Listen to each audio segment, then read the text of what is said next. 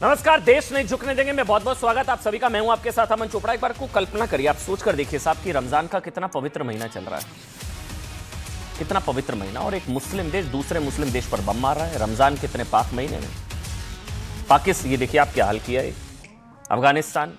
पाकिस्तान ने एक मुस्लिम देश, पाकिस्तान ने दूसरे मुस्लिम देश अफगानिस्तान पर मिसाइल मार दी, हमला कर दिया, अस्पताल पर एयर स्ट्राइक कर दी। 400 लोगों के मारे जाने की बात की जा रही है।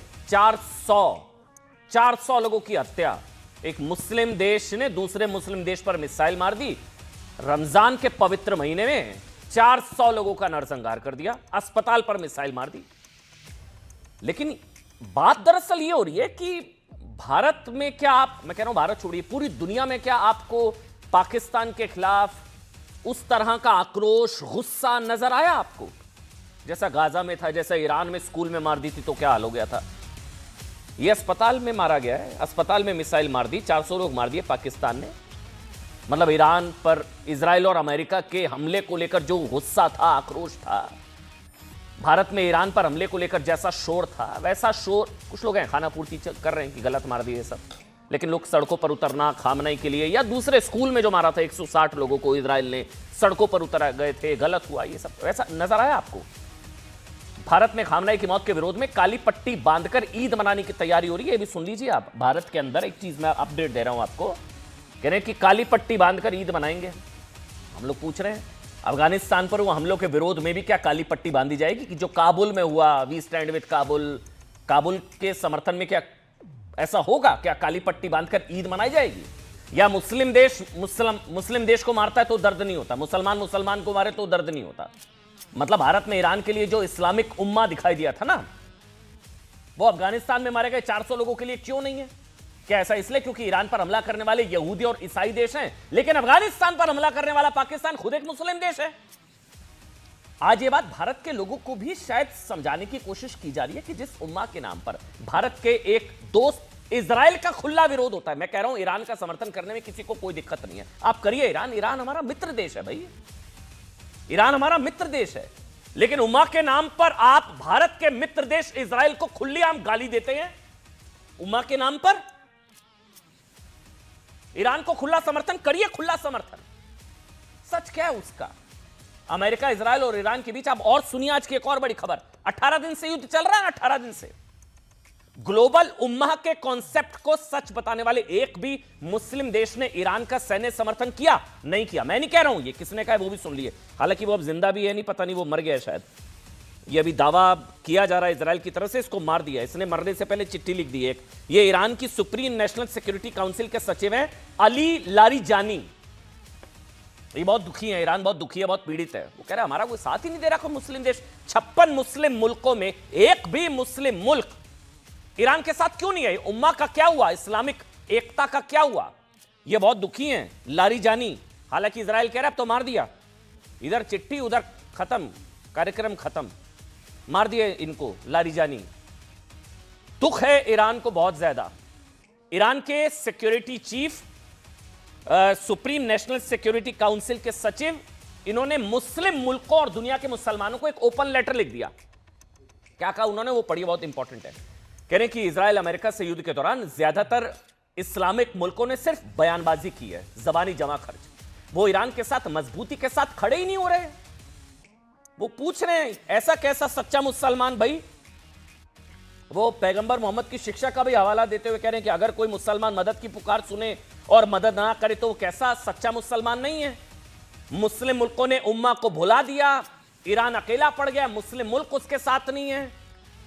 पैगंबर साहब की शिक्षा का हवाला देते हुए कहा कि अगर कोई मुसलमान मदद की पुकार सुने और मदद ना करे वो सच्चा मुसलमान नहीं है। ईरान ने मुसलमानों और मुस्लिम मुल्कों को एक तरह से फटका लगाते हुए कहा कि ये कैसा इस्लाम है भाई? कोई ईरान की सहायता नहीं कर रहा है। ईरान में अमेरिका और इजराइल को शैतान बताते हुए कहा कि एक और ईरान, दूसरी ओर दुश्मन। इस लड़ाई में मुस्लिम देश किधर हैं? मतलब किसी को उम्मा की नहीं पड़ी है, इसको समझिए। जो ईरान समझाने की कोशिश कर रहा है हमारे साथ कोई नहीं है, किसी को उम्मा की नहीं पड़ी, सबके लिए मुल्क पहले हो गया। फिर याद आता है कि भारत में ऐसा है क्या? मतलब यानी ईरान के मुताबिक दुनिया के मुसलमानों और मुस्लिम मुल्कों ने इस्लामिक उम्मा की विचारधारा को धोखा दे दिया। मुस्लिम मुल्क तो बेवफा निकले। मुस्लिम मुल्कों की ईरान से बेवफाई, तो इस्लाम की याद आई। उम्मा यानी कि वो विचारधारा जिसके तहत माना जाता है कि पूरी दुनिया के मुसलमान एक है। ईरान का यह दर्द इसलिए भी है क्योंकि अमेरिका के अखबार लगातार दावा कर रहे हैं कि ईरान पर हमला तो सऊदी अरब के कहने पर हुआ। सऊदी ने सुपारी दी, मरवा दिया खामनई को। क्योंकि सुन्नी बहुल मुल्क सऊदी अरब, शिया मुल्क ईरान का खात्मा करना चाहता है। ये शिया सुन्नी की वजह से इस्लामिक एकता के टुकड़े टुकड़े हो गए हैं। आरोप यह भी है कि साहब सऊदी, बहरीन, कतर जैसे मुस्लिम मुल्कों के अलावा पाकिस्तान भी कॉन्सेप्ट ऑफ उम्मा को धोखा दे रहा है। पाकिस्तान और अमेरिका के विमानों को ईरान पर हमले करने के लिए मदद दे रहा है, जबकि कुछ वक्त यही पाकिस्तान भारत और इजराइल के रिश्तों को मुस्लिम उम्मा के खिलाफ बताकर मुस्लिम देशों को भारत के खिलाफ भड़का रहा था। हमारे साथ यहां स्टूडियो में आपको बता दें, मोहम्मद फैज खान है हमारे साथ लाइव हैं यहाँ स्टूडियो में। कर्नल दानवीर भी मेरे साथ जो है जुड़ चुके हैं। कर्नल दानवीर, अंसार रजा जी हैं। अंसार भाई, बहुत बहुत स्वागत आपका। अमीक जमाई समाजवादी पार्टी के राष्ट्रीय प्रवक्ता है अमीक भाई आपका, और प्रदीप भंडारी है हमारे साथ। प्रदीप भंडारी जी आपका। लेकिन पहले मैं वजात कासमी जी आपसे शुरू कर रहा हूं। ये जो ईरान का दर्द है, उस दर्द को आप कैसे समझ रहे हैं जो चिट्ठी लिखी है? हालांकि चिट्ठी लिखने वाले को भी मार दिया इजराइल ने, लारीजानी। वो कह रहे हैं कि भाई आप ये सच्चे मुसलमान थोड़ी ना हुए, आप कैसे मुसलमान है? कोई मुस्लिम देश साथ ही नहीं दे रहा है। हालांकि भारत में अलग कहानी चल रही है, उसकी बात बाद में करेंगे। पहले ये इस्लामिक ब्रदरहुड, इस्लामिक एकता, उम्मा, ये सब क्या हुआ इसका? वजात कासमी जी। देखिए अमन भाई, जिस दिन से ये ईरान और इजराइल की जंग शुरू हुई, मैंने उसी दिन से कहा था कि ये शिया सुन्नी मुसलमानों के बीच की जंग है। क्योंकि पूरी दुनिया के सामने ये राज खुल गया था। अमेरिका और इजराइल को सऊदी ने इस बात के लिए तैयार किया है कि ईरान पर वो हमला करे, और जितने भी ये सुन्नी मुल्क हैं, गल्फ़ कंट्रीज़, मिडिल ईस्ट में हो, ये सऊदी हो, मिस्र हो, जितने भी हैं, बहरीन है, यूएई है, ये कोई नहीं चाहता कि ईरान जो है वो न्यूक्लियर पावर बने। सबको पता है कि ईरान न्यूक्लियर पावर, अब मैं आज फिर कह रहा हूँ और आपके न्यूज़ 18 पर कह रहा हूँ बहुत जिम्मेदारी के साथ, कि जिस दिन आपको लगेगा कि ईरान इजराइल का जंग युद्ध रुक गया, साल 6 महीने के बाद आप देखना कि ईरान ने सऊदी पर हमला कर दिया है और वहाँ मक्का मदीना पर कब्जे की कोशिशें की जा रही हैं। तो मुस्लिम उम्मा, जो अली लारीजानी कह रहे हैं कि मुस्लिम उम्मा कहाँ गए, तो वो शिया मसलक के इरादों को जानते हैं। वो खामिनेई के, खुमैनी के, आयतुल्लाह के जो उनकी किताबों में जो उनका अकीदा है, वो उनके अकीदे को जानते हैं कि वो मक्का पर और मदीना पर कब्जा चाहते हैं। वो हज़रत अबू बकर सिद्दीक़ के लिए, हज़रत उमर रज़ी अल्लाह उनके लिए, हज़रत उस्मान के लिए क्या अकीदा है, हज़रत अम्मी आयशा के लिए क्या अकीदा है, वो उनकी किताबों में मौजूद है, खुलेआम मौजूद है। और रही देखिए अफ़गानिस्तान और पाकिस्तान में जो भी कुछ हुआ, ये बात मैं पहले भी कह चुका हूँ कि देखिए पाकिस्तान ने अफ़गानिस्तान पर हमला किया, और ये इस्लामी जो जंग के उसूल है वो मैं बता रहा हूँ आपके टीवी पर। इस्लामी जंग के उसूल ये है कि औरत को, बच्चों को, मरीजों को छेड़ा नहीं जा सकता, और आप हमला ही हॉस्पिटल पर कर रहे हो। हॉस्पिटल में कौन होता है साहब? मरीज लोग होते हैं। लेकिन चूंकि ये सब एक है अंदर से, तो इन्होंने देखा यार चलो पाकिस्तान ने मारा और वो तालिबान मर गए, कोई बात नहीं, इसलिए ना कोई छाती पीटने आएगा, ना कोई जंतर मंतर पे आएगा, ना कोई जो है लाल किले पर आएगा, कोई कहीं आने वाला नहीं। मैं जब डिबेट करने आ रहा था, मैं भी थोड़ा रिसर्च कर रहा, मुझे समझ ही नहीं आ रहा गाजा पर, मतलब इतना गुस्सा, आक्रोश। ठीक बात है, गाजा में जो हुआ गलत हुआ, हम भी मानते हैं। गाजा पर ये हो गया, कुछ सांसद जो हैं वो झोला भी लेकर आ गई थी, एक सांसद फिलिस्तीन का झोला। वो फिर ईरान में कुछ हुआ, मुझे याद है, ईरान में फिर गलत हुआ, खामनेई ईरान के साथ गलत हुआ, स्कूल पे सब ठीक। अच्छा, फिर सऊदी में हुआ तो सब चुप हो गए। इसको समझिए, मैं समझना चाह रहा हूं, अंसार रजा शायद बेहतर समझा पाएंगे। तो अंसार भाई, ऐसा कैसे होता है कि गाजा पर शोर, ईरान पर शोर, सऊदी पर खामोश, और अफगानिस्तान, काबुल पर भी? ये चूज कैसे किया जाता है कि, तो इस पे कैसे चूज किया जाता है अंसार भाई? पॉलिटिकल पार्टीज या एक इकोसिस्टम कैसे चूज करता है कि गाजा पर बोलना है, ईरान पर बोलना है, सऊदी पर नहीं बोलना, अफगानिस्तान पर, काबुल पर नहीं बोलना? ऐसे कैसे चूज होता है सर? अंसार भाई, स्वागत है सर आपका। अमन भाई, सबसे पहले तो मैं एक छोटी सी गुजारिश करूं आपसे कि ये जो जंगें होती हैं या जो लड़ाइयाँ मुल्कों में होती हैं, वो सब कुछ अपनी जगह है। सब मुल्क अपनी सुरक्षा चाहते हैं, अपनी हिफाजत चाहते हैं, लेकिन इंसानियत भी कोई चीज़ होती है। वो किसी की भी जान जाए, नाहक जान नहीं जानी चाहिए। अभी पाकिस्तान का और अफ़गानिस्तान का ज़िक्र किया वजाहत कासमी साहब ने। देखिए, पाकिस्तान एक दहशतगर्द मुल्क है और उसकी रग रग में दहशतगर्दी भरी हुई है। इनका जो जालिम और शैतान वहाँ का मुनीर है, देखिए वो तमाशा देखना चाहता है, वो अमेरिका की गोद में बैठा हुआ है। वो आपको याद होगा ऑपरेशन सिंदूर के बाद ट्रंप साहब ने उसको अपने घर पे नाश्ते पे बुलाया था। हम ईरान पे तो सीना कूट रहे थे कि साहब ईरान पाकिस्तान का साथ दे रहा है, इसलिए हमें ईरान से हमदर्दी नहीं होनी चाहिए। फिर अब अमेरिका से हमदर्दी क्यों है? अमेरिका तो मुनीर को बैठ करके टेबल पे नली नहारी खिला रहा था। मकसद ये है कि हमें कड़वा कड़वा थू मीठा मीठा गप ऐसा नहीं हो। इंसानियत के नाते हमारा मुल्क सबसे खूबसूरत मुल्क है और हमारे यहाँ की जो पॉलिसी है वो भारत सरकार अच्छे से समझती है कि हमें किसके साथ खड़ा होना है, किसके साथ नहीं खड़ा होना है। हम ना तो कोई टिप्पणी इस पर कर सकते हैं, लेकिन हाँ हम इतना जानते हैं कि पाकिस्तान के साथ जो कुछ होगा वो बहुत बुरा होगा। पाकिस्तान एक दहशतगर्द मुल्क है और अफगानिस्तान वालों को चाहिए कि ऐसे मुल्कों को छोड़ना नहीं चाहिए, इन्हें घर में घुस के मारना। मुझे एक अच्छी चीज लगी अंसार भाई, इन्होंने बहुत तंग किया है। आप हमेशा बेबाकी से कहते हैं, बहुत अच्छी बात, मैं आपकी बात का स्वागत भी करता हूं कि इंसानियत बहुत बड़ी चीज होती है। दरअसल मैं क्योंकि इस चीज को मैं समझ नहीं पाया था, मुझे प्लीज आप समझाएं। जैसे ईरान का दर्द है कि उम्मा से पहले इन लोगों ने मुल्क को रख लिया, इनको उम्मा की फिक्र ही नहीं है। उनके लिए मुस्लिम देशों के लिए भी उनका मुल्क पहले है, नेशनल इंटरेस्ट पहले है। मुस्लिम देशों का भी ऐसा हो रहा है, ये ईरान कह रहे हैं, ये जो ईरान ने जो चिट्ठी लिखी है ये। भारत में ऐसा क्या होता है, मैं आपसे ये समझना चाह रहा हूं। ये सवाल इसलिए पूछ रहा हूं क्योंकि उसी उम्मा की वजह से हमारे मित्र देश इजराइल को दहशतगर्द मुल्क कहा जाता है, जबकि इजराइल हमारा मित्र देश है।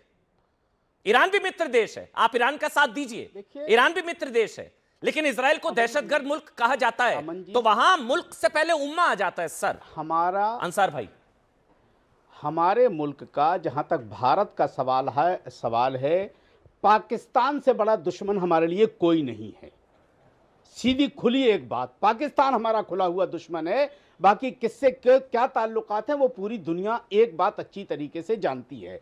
अब बार बार आप जो मुझसे कहलवाना चाह रहे हैं, मैं आपको एक बात कह दूं कि जब बांग्लादेश में हमारे हिंदू भाइयों पर अटैक हुआ था ना, तो हम ही लोग खड़े हुए थे कि हिंदू भाइयों पर अटैक नहीं होना चाहिए। मैंने तो आपका और हमारे स्वागत देश के किया। हिंदू भाई भी निकल करके अंसार भाई, मैंने आपका स्वागत किया। इजराइल को दहशतगर्द मुल्क क्यों कहते हैं फिर आप लोग? हमारे देश इजराइल भारत का मुल्क है, इजराइल भारत का मित्र देश है, भी हमारे इजराइल भारत का मित्र देश है। अगर इजराइल भारत का मित्र देश है, तो ईरान कौन सा दुश्मन है आपका? नहीं है, बिल्कुल ईरान ने आपका क्या मित्र देश है, ईरान मित्र देश है। लेकिन क्या किसी ने ईरान को दहशतगर्द मुल्क कहा? आप लोग इजराइल, आप बोलिए इजराइल मेरा भी मित्र देश बतौर भारतीय, मेरे लिए मेरा देश पहले है। बोलिए आप इजराइल मेरा भी मित्र देश। चलिए बोलिए, मैं आपको चुनौती देता हूं। मैंने क्या कहा कि हमारे लिए पाकिस्तान से बड़ा दुश्मन देश कोई नहीं है। सर अभी आपने बोला हमारे मुल्क का दुश्मन है, अभी आपने बोला इंसानियत बहुत बड़ी ना, इंसानियत। इजराइल में 7 अक्टूबर का हमला हुआ था, बोलिए इजराइल बहुत बड़ी चीज है। बोलिए इजराइल हमारा मित्र देश है। बोलिए, मैं आपको चुनौती देता हूं सर, अगर आपके लिए उम्मा से पहले मुल्क है।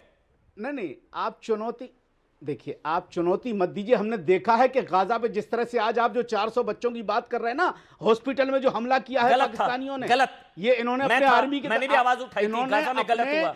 आर्मी के स्कूलों पे हमला कर चुका है। बतौर भारतीय, अगर भारत का मित्र देश इजराइल, तो मेरा भी मित्र देश इजराइल। बोलिए, मैं सिर्फ बोलिए, मैं इतना जानता हूं कि इजराइल ने गाजा में दहशतगर्दी की है। देखिए, वहां भी इंसानियत देखी जाएगी। बोलिए ना, इजराइल मेरा मित्र देश, इंसानियत उम्मा की वजह से इजराइल को दहशतगर्द मुल्क बता दिया जाता है। गाजा में वो देखिए, वो तय करना भारत सरकार की जिम्मेदारी है, ये हमारी जिम्मेदारी नहीं है। आप लोग क्यों कहते हैं दहशतगर्द मुल्क? हमने सिर्फ इतना कहा कि उसने गाजा में बेगुनाहों की जान ली है। तो वो तो ईरान ने बेगुनाहों की जान ली है, फिलिस्तीन ने भी ली है, गाजा में ली है, वो तो हमास ने भी ली है। जो मैं वही कह रहा हूं। नहीं, मैं वही आपसे कह रहा हूं चूज है सर। सॉरी, इंसानियत एक ऐसी चीज, इंसानियत भी कोई चीज होती है। मोहम्मद फैज, फिर मैं अमीक भाई आपके पास, प्रदीप भाई आपके पास, क्योंकि मेरे को जो समझ में आया, एक बार मोहम्मद फैज को दिखाइए।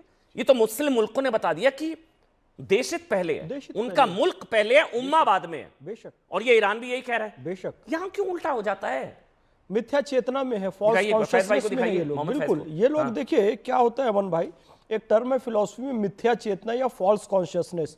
इनको पता ही नहीं है कि इनका हित कहां पर है। भाई आपका हित भारत भूमि के साथ जुड़ा हुआ है, इजराइल, गाजा, फिलिस्तीन, सीरिया, ईरान, इराक के साथ नहीं जुड़ा हुआ है। तो मिथ्या चेतना में वो उसको अपना शुभचिंतक देश मानते हैं, अर्तुगरुल गाजी को अपना पूर्वज मानते हैं। लेकिन सच्चाई यही है, पार्टियां भी शोर मचाती हैं, पार्टियां गाजा पर शोर मचा रही, अरे पार्टियां ईरान पर शोर मचा रही हैं। मैं अखिलेश यादव जी का पोस्ट चेक कर रहा था, अभी तक नहीं आया है, समाजवादी नहीं आया अभी तक पोस्ट। कांग्रेस पार्टी, मुसलमान जाहिल रहेगा तभी तो इनको वोट देता रहेगा, इसलिए वो मुसलमानों में जहालत बढ़ाते तो हैं। अफगानिस्तान के मुसलमान मुसलमान नहीं है क्या? क्या बातें करते हैं मैं यही कहना चाह रहा हूं, अफगानिस्तान के मुसलमान कम मुसलमान है क्या? देखिए क्या होता है, सब अपना देश हित पहले रखते हैं। सऊदी अरब में जाकर ये मैं कहूं कि भाई मैं मुसलमान हूं, ला इलाहा इल्लल्लाह मोहम्मद रसूलुल्लाह कलमा पढ़ता हूं, सऊदी के झंडे में कलमा लिखा हुआ है, मैं कहूं सऊदी तेरे टुकड़े होंगे इंशाअल्लाह, मक्का मदीना को काट कर सऊदी से अलग कर दूंगा, तो मेरा मुसलमान होना काम नहीं आएगा, उसका देश हित पहले हो जाएगा। वसाहत कासमी साहब ने बहुत अच्छी बात कही कि भाई ईरान का फाइनल टारगेट यदि मक्का मदीना पर कब्जा करना है तो सऊदी के लिए अपना देश पहले है। सिंपलीफाई करता हूं, जितने लोग देख रहे हैं पहले देश पहले है। अगर इंटरनेशनल रिलेशंस थोड़ा सा अगर नहीं समझ में, इसको सिंपलीफाई, अगर मैं गलत हूं सही करिएगा, मुसलमान मुसलमान को मारे तो दर्द नहीं होता, यही है। उसमें पाकिस्तान अफगानिस्तान को मारे तो दर्द नहीं, ठीक। ईरान सऊदी को मारे तो दर्द नहीं, इजराइल अगर मार दे वहां ईरान पे तो बड़ा दर्द होता है। तो मतलब मुसलमान देश को मारे तो दर्द नहीं होता, यही है, बिल्कुल यही है। और भारत की तथाकथित धर्मनिरपेक्ष पार्टी, और यहां वोट बैंक भी नहीं खतरे में आता, फिर कोई चीखता चिल्लाता भी नहीं, कोई झोला भी, कोई काबुल का झोला लेकर जाए ना संसद के अंदर, लेके जाना चाहिए। प्रदीप भंडारी काबुल का झोला नहीं, संसद के अंदर काबुल का झोला।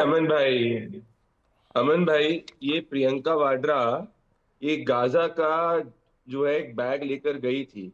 7 अक्टूबर को इजराइल में 1000 से ज्यादा मासूमों को मारा गया था। क्या आपने देखा उन मासूमों के बारे में इन्होंने एक भी आवाज उठाई? चलिए, राहुल गांधी ने क्या कभी बांग्लादेश के अंदर नहीं बोला था उन्होंने गलत हमला है, बोला था उन्होंने गलत हमला है? नहीं, कितने समय बाद 10 ट्वीट गाजा के ऊपर करने के बाद, जब पूरा पब्लिक प्रेशर बिल्ट हो गया, उसके बाद जाकर उन्होंने एक छोटा सा स्टेटमेंट दिया था। ध्यान से देखिए, उससे खाना पूर्ति करने की बात है। राहुल गांधी ने तो एक लफ्ज तक नहीं बोला, और वही बांग्लादेश के अंदर हमारे हिंदू भाइयों के लिए एक लफ्ज तक नहीं बोला।